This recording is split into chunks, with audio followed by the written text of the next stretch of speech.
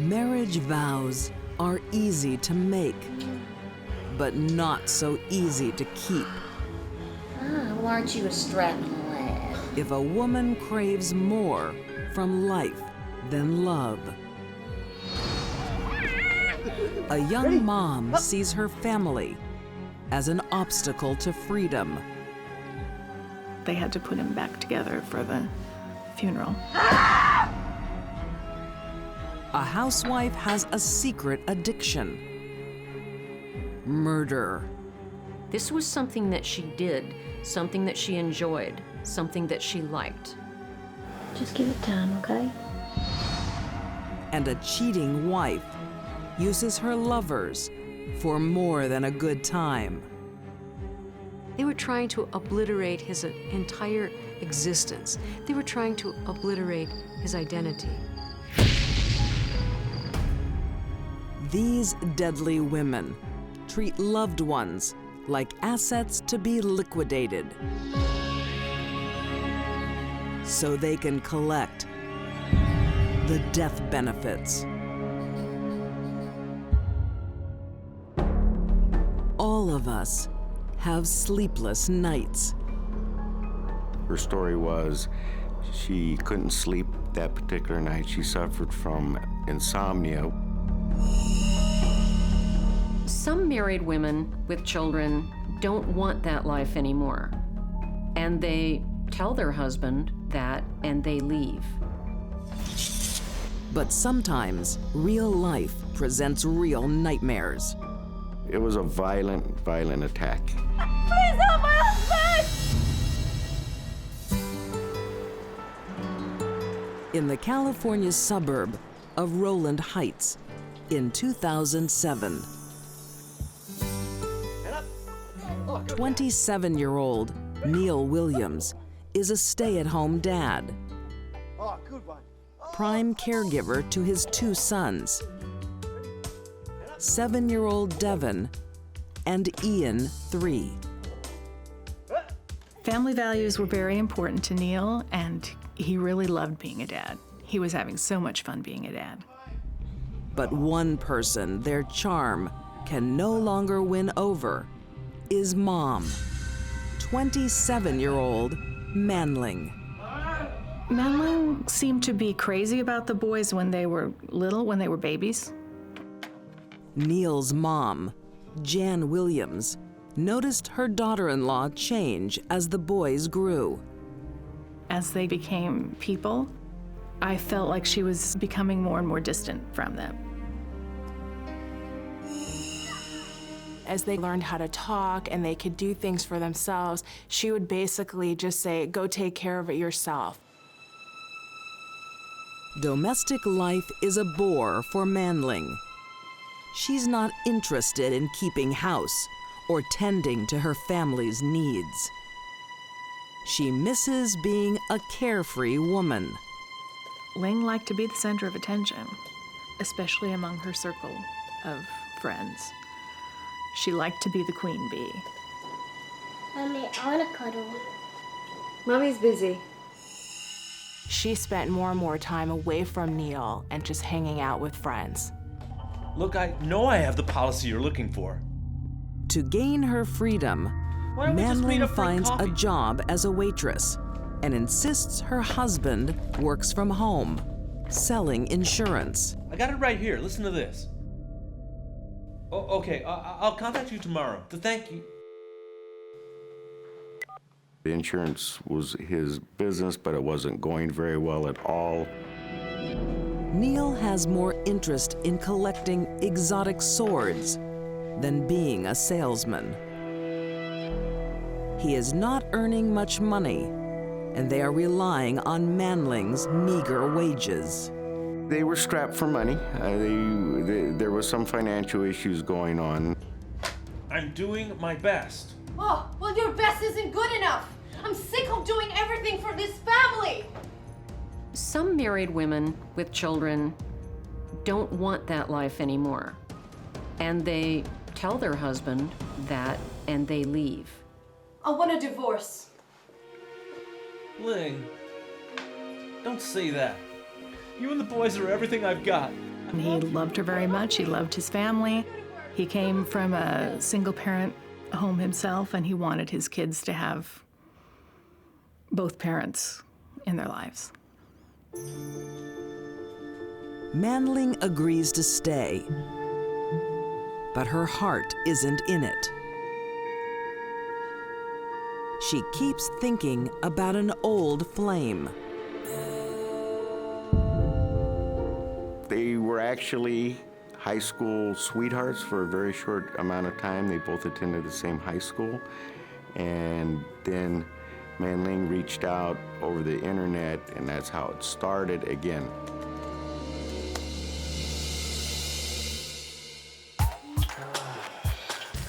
A week later, Manling attends a high school reunion for two.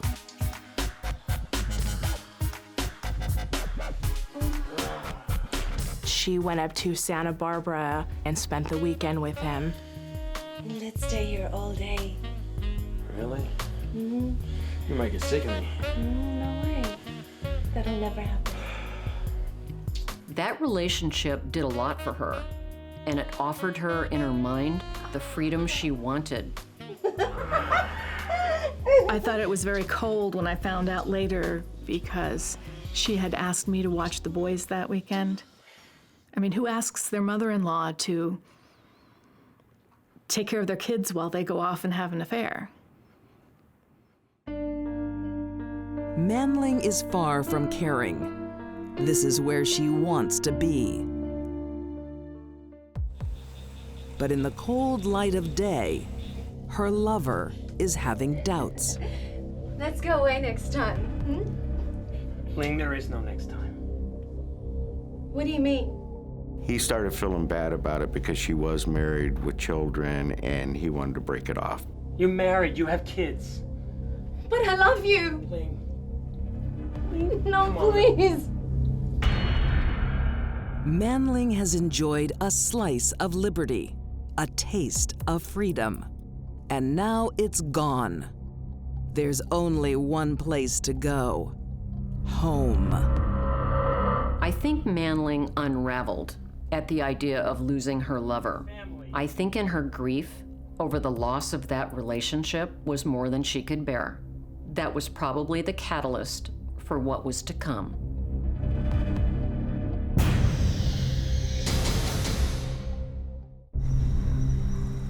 August 7th, 2007. A hot summer night in Rowland Heights, California. Who ordered ham and pineapple? The Williams family gathers for dinner.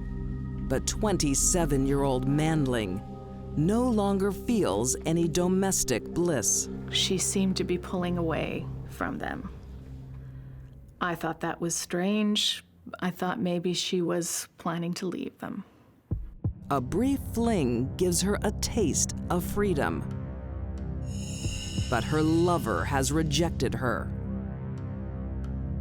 I think she was tired of her life, and she thought of all the things that she could have different. She didn't want her life with Neil anymore. Distracted and distant from her husband and children, Manling looks for comfort elsewhere. Manling's family and friends reported that she was reaching out. She would call her sister at 3 in the morning and say that she just wanted to hear her voice. Horrific nightmares are disturbing Manling. She had a reoccurring dream that she would come home and Neil would have strangled the kids or killed the kids and then killed himself. Perhaps she was laying the groundwork for what was to come. Manling can't face the shame of divorce. But there are other ways to end a marriage.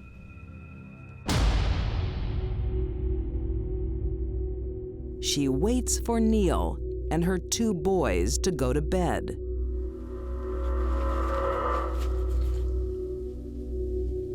Manling targets her most vulnerable son first. 3-year-old Ian.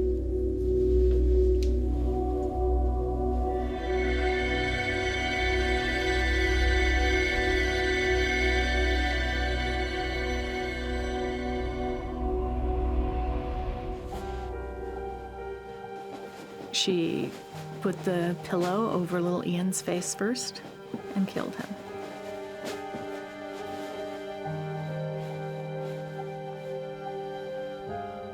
And then she climbed into the top bunk and killed Evan. Suffocating each one of her children separately for the amount of time that it took to kill them with her own hands is beyond any words.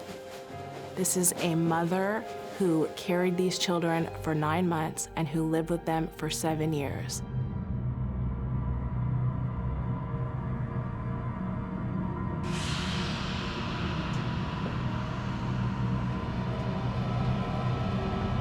There were other swords in that room as Neil collected them, but she chose the largest sword and the most dangerous. I think Manling probably blamed her husband for her plight as she saw it. Being a mother saddled with 2 kids, a husband, it wasn't what she wanted. I think she snapped.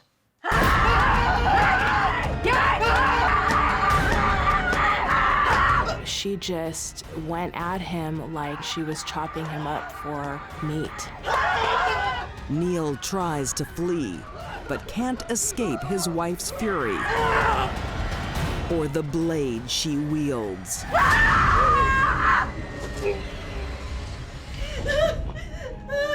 Manling stabbed her husband 97 times.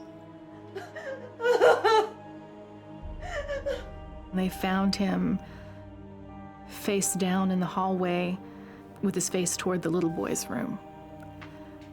So it could have been he was trying to get to his boys and protect his boys. Manling then celebrates her freedom.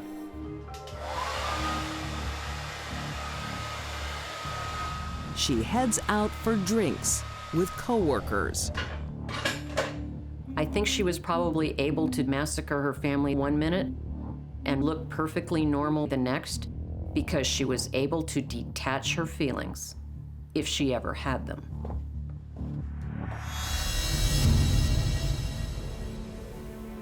When she returns after a very late night, she prepares for the performance of her life.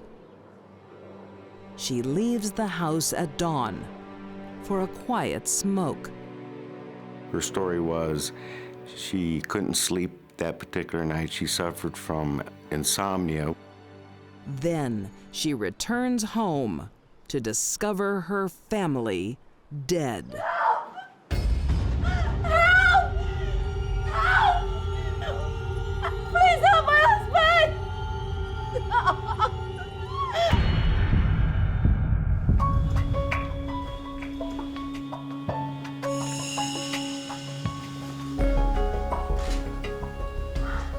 Homicide investigator Sergeant Don Walls was one of the first police at the scene.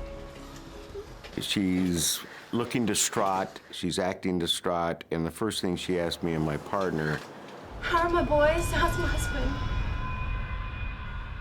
well, we had to inform her that they had all passed on. And then she starts acting distraught to the point she drags over a trash can.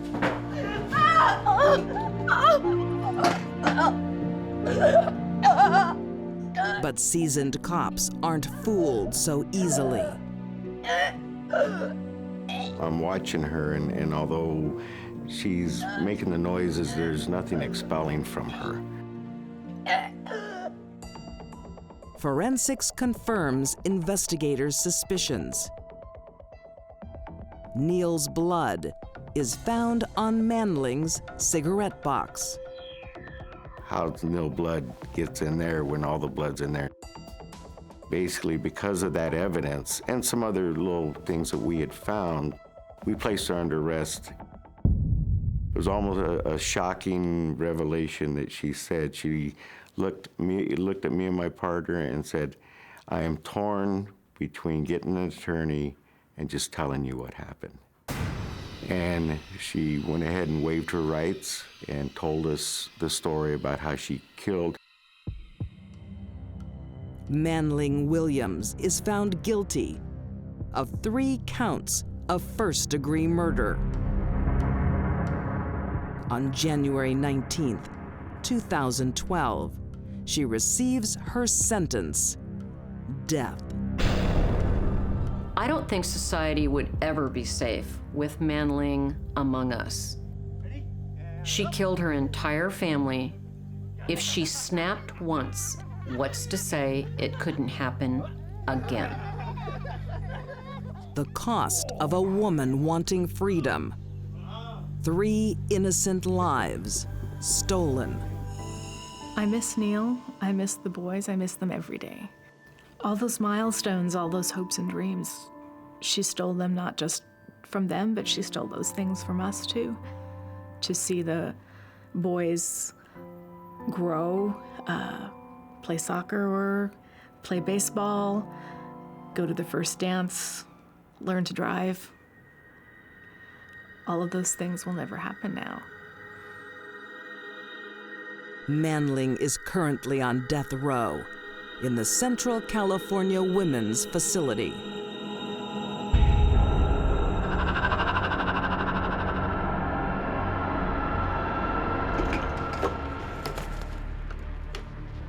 Some families seem cursed. She truly loved her last husband. She loved him to death. They suffer losses too great to overcome. A death that was horrible and anguished and filled with pain. And too horrific to understand. This was something that she did, something that she enjoyed, something that she liked. This'll make you feel better.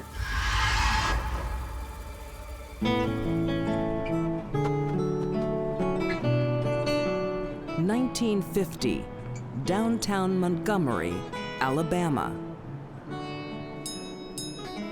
51-year-old Claude Martin is a newly married man. There she is, your new stepmama.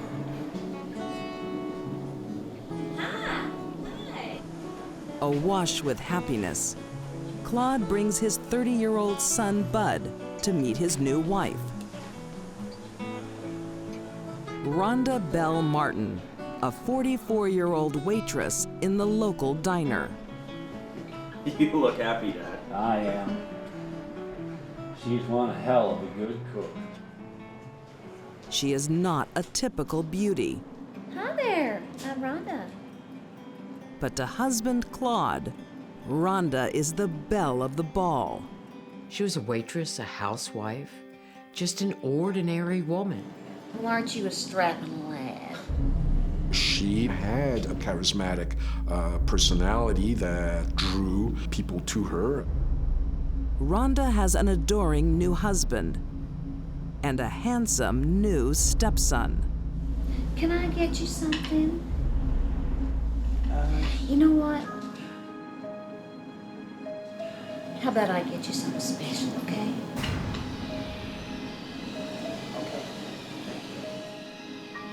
The small family is content and complete. Isn't she great, Bud? Yeah, she's real nice, Dad. Then tragedy strikes. Just 1 year after marrying, Claude gets a mystery virus. We gotta get him to the hospital. I'll take care of him better than any nurse will. Rhonda is an attentive wife. She never leaves his side. Get some liquid now, okay? Rhonda prided herself on the excellent nursing care that she gave family members. Just take it. You're doing so good. But Claude doesn't improve. Rhonda's love can't save him. You're doing so good. Doctors are at a loss. Claude? Claude? To lose a husband is devastating, and most widows would be grief-stricken. But Rhonda quickly finds solace in the arms of forbidden love. After he died, she had her eye on her own stepson. And she started hanging around with him and being sexually involved with him, which is kind of strange for any stepmother to do. The mother and stepson's love affair is scandalous. Oh, she is just shameless. Her own stepson. But Bud doesn't care. He's fallen for the same charm that snared his father. Amazing. You know, she might have been a little bit more promiscuous than the average woman in that period, so she had no trouble drawing men into her circle. Rhonda was very skilled at luring men into her web. Close your eyes. Despite the close family ties and age difference, within months, Bud proposes. Okay, you can open them. Oh my God! Oh my God! What do you say? Will you marry me? Yes! Yes! Oh my God! Put it on! In the early 50s, it was a bit outrageous for any woman to marry a man 20 years younger. And that was the age difference between Rhonda and her new stepson. I'm getting married! Ah! You gotta be kidding me. Claude must be turning in his grave. Congratulations. Thank you. Bud and Rhonda enjoy 4 years of marriage. But in 1955, tragedy strikes again. Bud is sick. Bud suffers for nearly a year. Eventually, he becomes paralyzed, and nobody can figure out what kind of affliction is affecting Bud.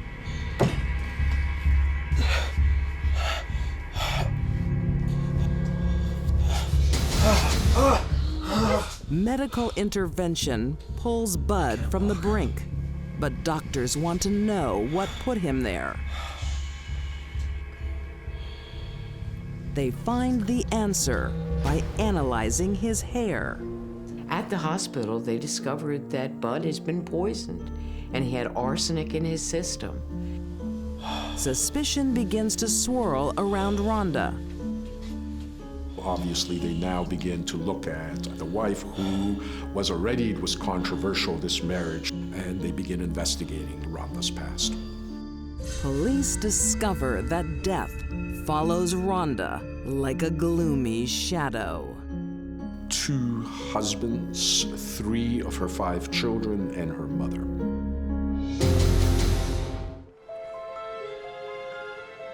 (1956), Montgomery, Alabama. 49-year-old waitress Rhonda Bell Martin is a controversial woman. Claude? When her husband dies, Beautiful. she marries her stepson, Bud. But when he almost dies, Rhonda is suspected of poisoning them both.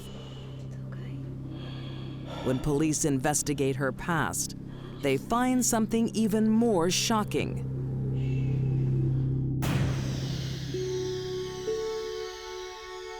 Almost 2 decades earlier, in 1937, Rhonda is married to her first husband, George Garrett.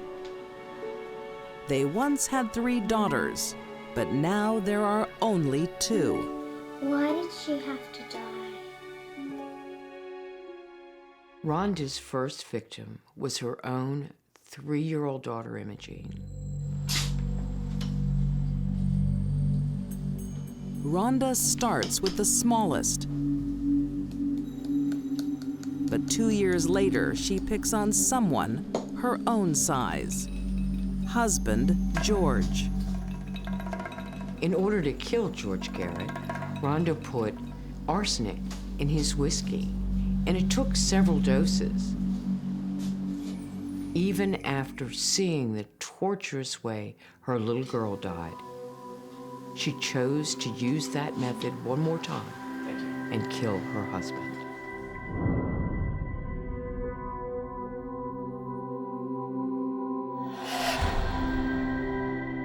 Rhonda used a method of murder very common among women serial killers: poison. It allows the killer to poison their victim and then move away and let the poison do the dirty work. The killings seem even more senseless because Rhonda isn't getting any real financial reward.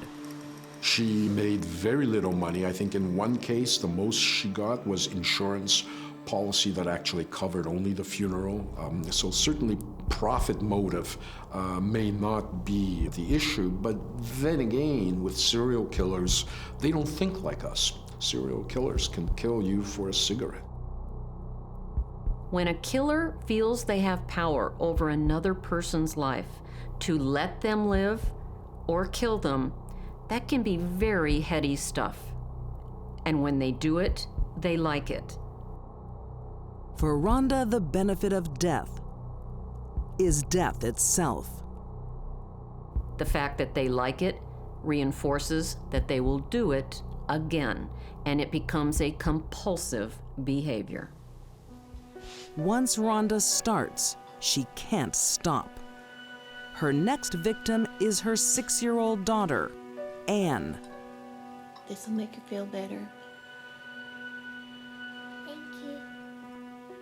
This time, she killed another one of her own children by putting ant poison in her milk.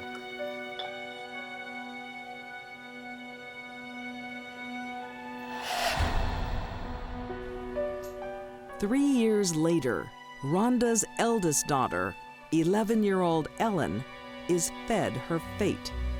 Thanks, Mom. Good girl.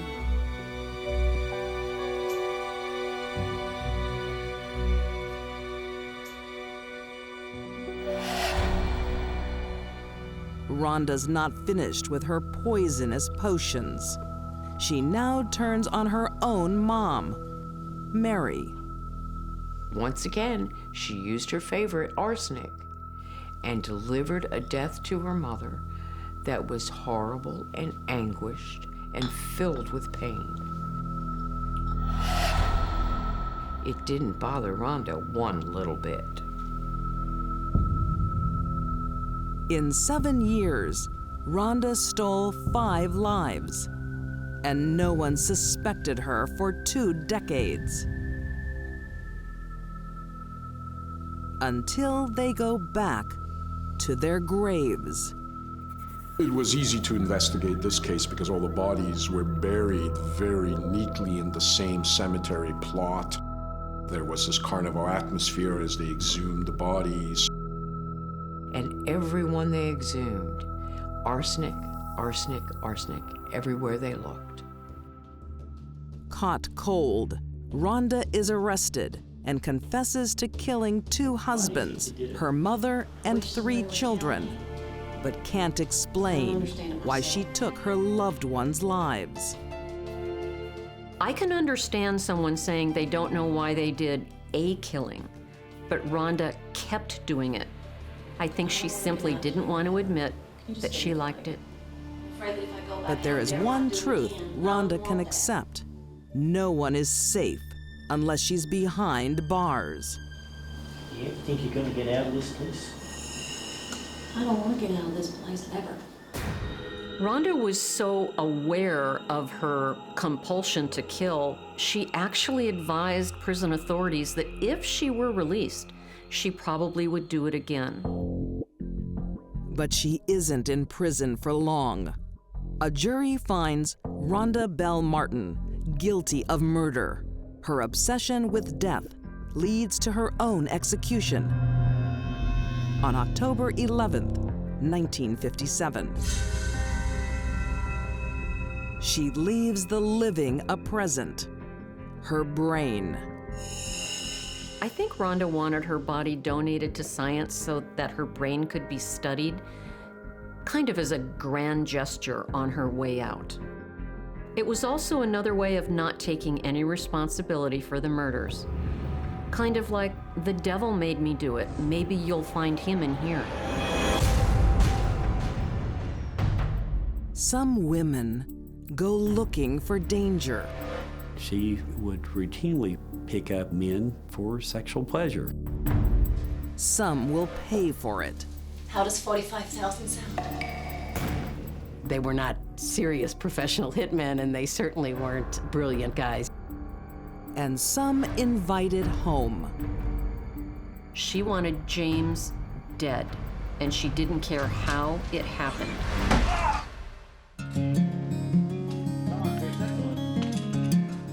In Midwest City, Oklahoma, 1988. Jim Plants, 33, enjoys a rare treat, the day off. It's not often he sees sunlight. Jim works night shifts at the local newspaper. He was a skilled blue-collar craftsman, I guess you would say. And they lived in a suburban house, so he was apparently a good provider for his family. He's been married to his childhood sweetheart, Marilyn, for 12 years. James and Marilyn met when apparently Marilyn was 15 and he was 21.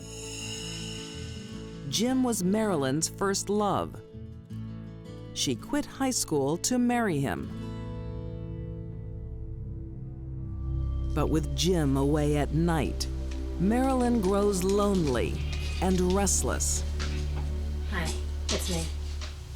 Jim's on the night shift. Loneliness is easily remedied if you trawl the streets for sex. That's how Marilyn meets her latest lover, William Bryson, an 18-year-old car thief. She invites him home and makes sure they are not disturbed. We have evidence that she would drug her kids with cough syrup and put them into the bedroom and lock the door.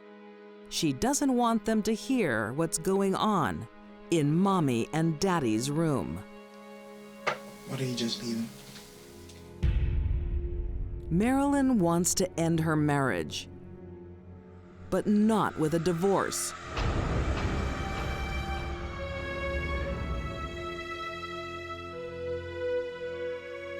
Mr. Plants, wanting to take care of his family, raised his insurance from approximately $100,000 to well over $300,000.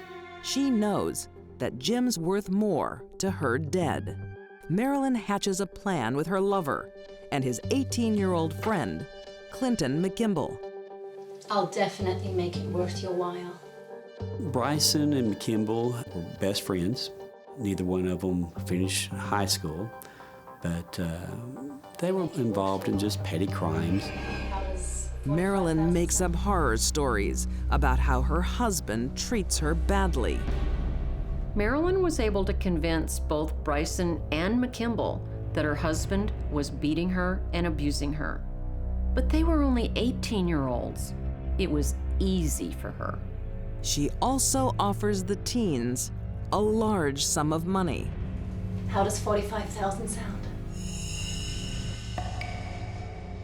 But they were no match for Marilyn Plants. She was able to wrap them around her little finger.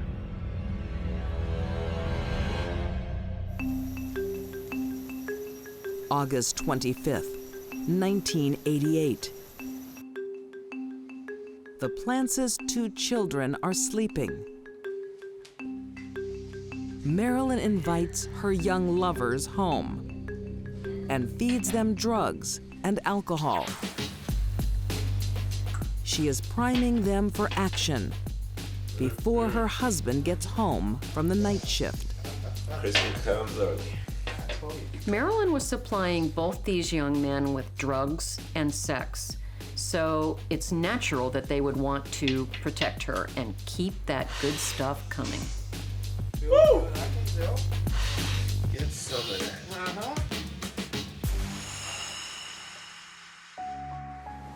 I'm off to bed. I'll leave you to it. Marilyn doesn't want to dirty her own hands. Marilyn wanted James dead, and she didn't care how it happened. She had ice in her veins.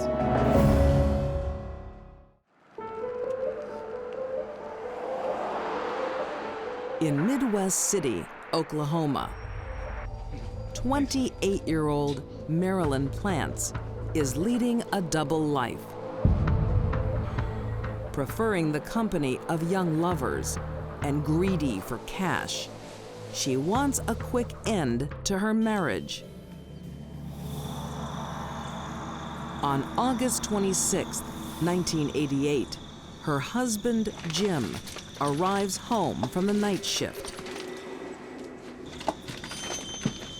William Bryson and Clinton McKimball, two petty criminals, lie in wait. Who are you? What are you doing in my... Then they started beating him with the baseball bats. Each of them hit him in excess of 10 times.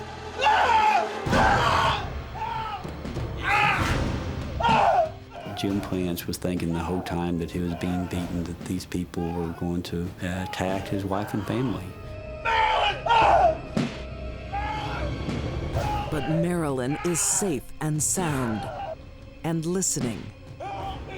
Marilyn would have heard everything that went on. The baseball bats hitting the door where she was behind.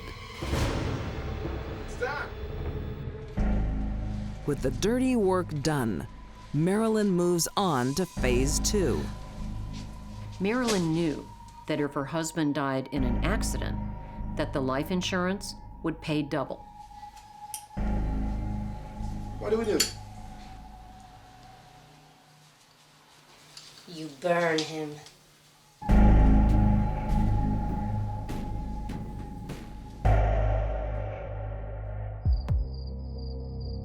The teenagers drive Jim's body in his car to a remote area, while Marilyn plays the concerned wife. First thing they did, they thought they could blow up the car by putting a rag and lighting it within the gas tank. Well, that didn't explode. And it ain't working. Yes, hello? I'd like to report my husband missing. Then they poured gasoline on him and all over the car. They were trying to obliterate his entire existence. They were trying to obliterate his identity. They think they are disposing of a body, but they're not. Jim is still alive. Help me! Please help me! Help me! But they are beyond the point of no return.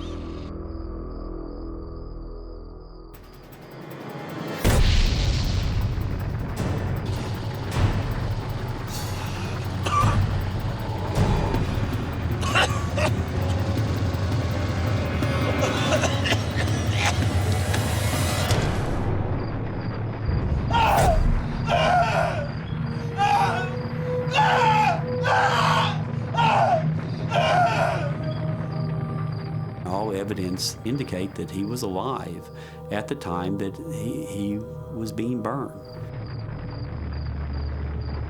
He was burned, charred, but with his left foot out the door, and the door was ajar as he was trying to get out.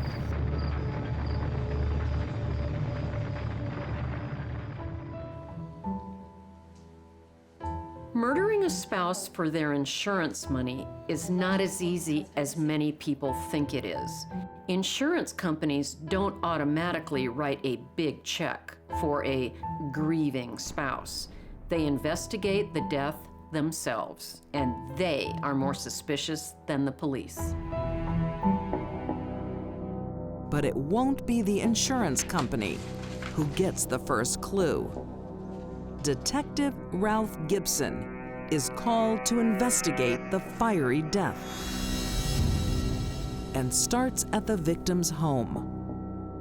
Marilyn's sloppy cleanup makes his job easier than normal.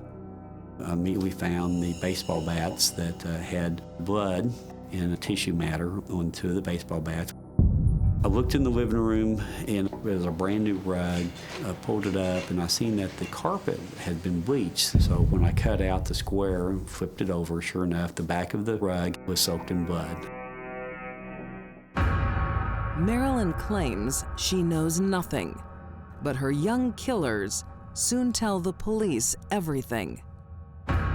All three are charged with murder and arson.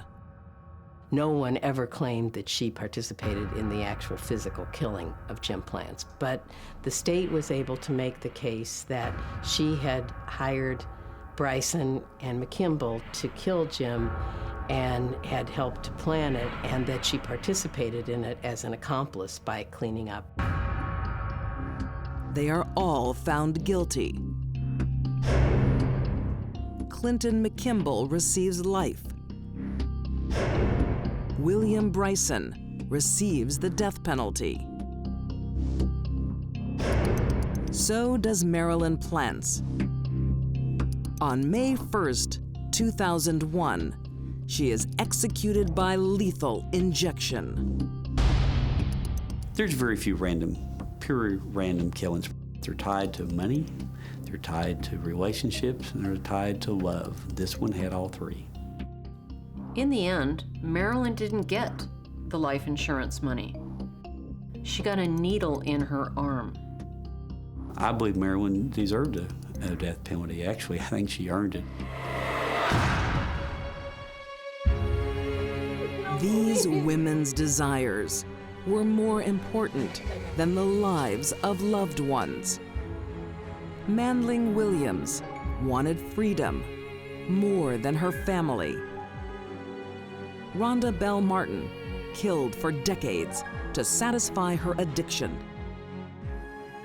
And Marilyn Plants cashed in her husband's life for his life insurance. These deadly women only cared about themselves. They had no qualms eliminating family so they could collect death benefits.